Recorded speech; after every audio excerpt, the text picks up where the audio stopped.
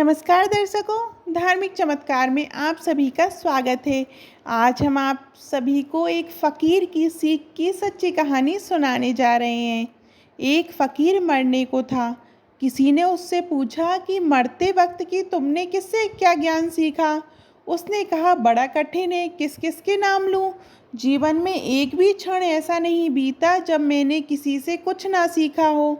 एक बार रास्ते से निकलता था एक छोटा सा बच्चा हाथ में दिया जलाए हुए कहीं जा रहा था।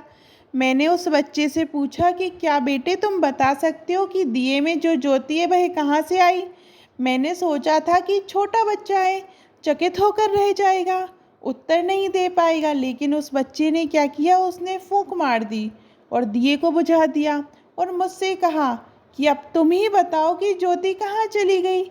मैंने उस बच्चे के पैर पकड़ लिए। मुझे एक गुरु मिल गया था और मैंने जाना कि छोटे से बच्चे के प्रति भी ये भाव लेना कि वह छोटा है गलत है। वहाँ भी कुछ रहस्यपूर्ण मौजूद हुआ है, वहाँ भी कुछ जन्मा है। केवल उम्र में पीछे होने से उसे छोटा मान लेना भूलें।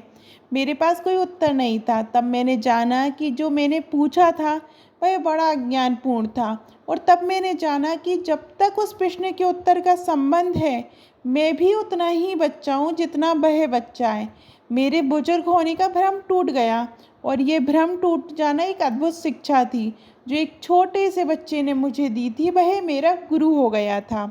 और एक बार उस फ़कीर ने कहा कि मैं एक गांव में ठहरा हुआ था और एक औरत भागी हुई आई। उसके कपड़े अस्त व्यस्त थे, उसने कुछ और नहीं रखा था। उसने आकर मुझसे पूछा कि क्या आपने किसी आदमी को यहाँ से निकलते देखा। तो मैंने उससे कहा कि बदतमीज औरत, पहले अपने कपड़े ठीक कर, फिर मुझसे कुछ पूछ। उस स्त्री ने कहा, माफ़ करें, मैं तो समझी कि आप परमात्मा के दीवाने और प्यारे हैं। मेरा प्रेमी इस रास्ते से निकलने वाला है, मैं उसे खोजने निकली हूँ। बरसों के बाद इधर से वह आने को है। तो मैं तो उसके प्रेम में इतनी दीवानी हो गई कि वस्त्रों की कौन कहे, मुझे अपनी देह की भी कोई सुध नहीं। लेकिन तुम परमात्मा के प्रेम में इतने भी दीवाने ना हो सके कि दूसरे के वस्त्र तुम्हें दिखाई ना पड़े। उस फ़कीर ने कहा कि मैंने उसके पैर पकड़ लिए और मैंने कहा, तेरा प्रेम मुझसे ज़्यादा गहरा है और मैं सोचता था कि मैं परमात्मा का प्रेमी हूँ। तूने बता दिया कि नहीं हूँ।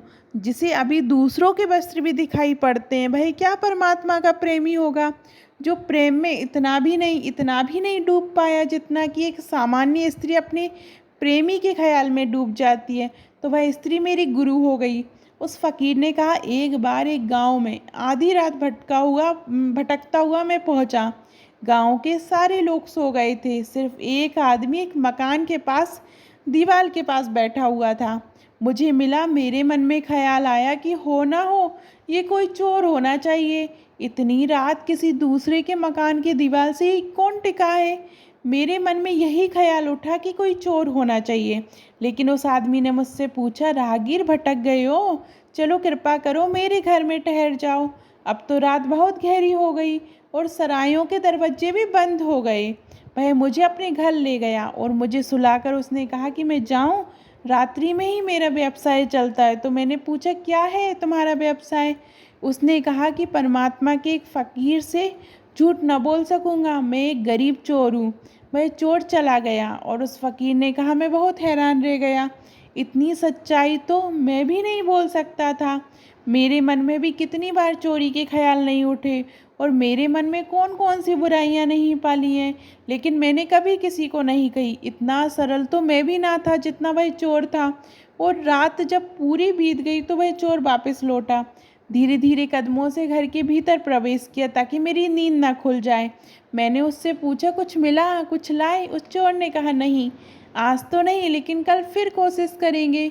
वह खुश था, निराश नहीं था। फिर 30 दिन में उसके घर में मेहमान रहा।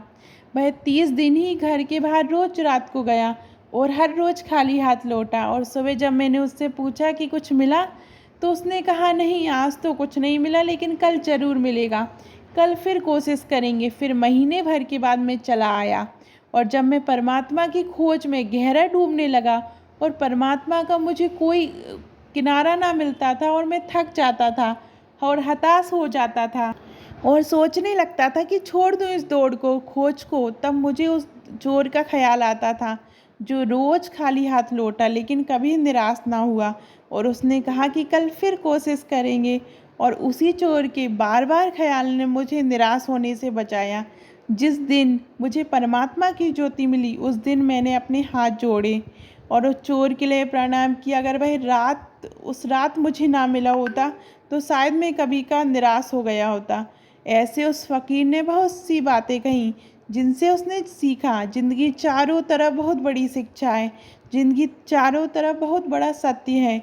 ज़िंदगी चारों तरफ रोज़-रोज़ खड़ी है द्वार पर। हमारी आँखें बंद हैं और हम पूछते हैं सत्संग करने कहाँ जाएँ? और हम पूछते हैं किसके चरण पकड़ें, किसको गुरु बनाएँ? और ज़िंदगी चारों तरफ खड़ी है, सब कुछ लौटा देने को, सब कुछ खोल देने को, और उसके प्रति हमारी आँखें एवं हृदय बंद हैं। तो मैं नहीं कहता कि सत्संग करने कहीं जाए, वैसा हृदय बनाएं अपना कि 24 घंटे सत्संग हो जाए। जीवन में सब कुछ ऐसा है कि जिससे सीखा जा सके, पाया जा सके, जाना जा सके, कोई दृष्टि खुल जाए, कोई अंतर्दृष्टि खुल जाए। आपको ये सच्चे साधु की कहानी, एक फ़कीर की सीख की कहानी कैसी लगी है, कमेंट में ज़रूर बताइएगा। और अभी तक आपने हमारे चैनल धार्मिक चमत्कार को सब्सक्राइब नहीं किया, सब्सक्राइब करिएगा। धन्यवाद।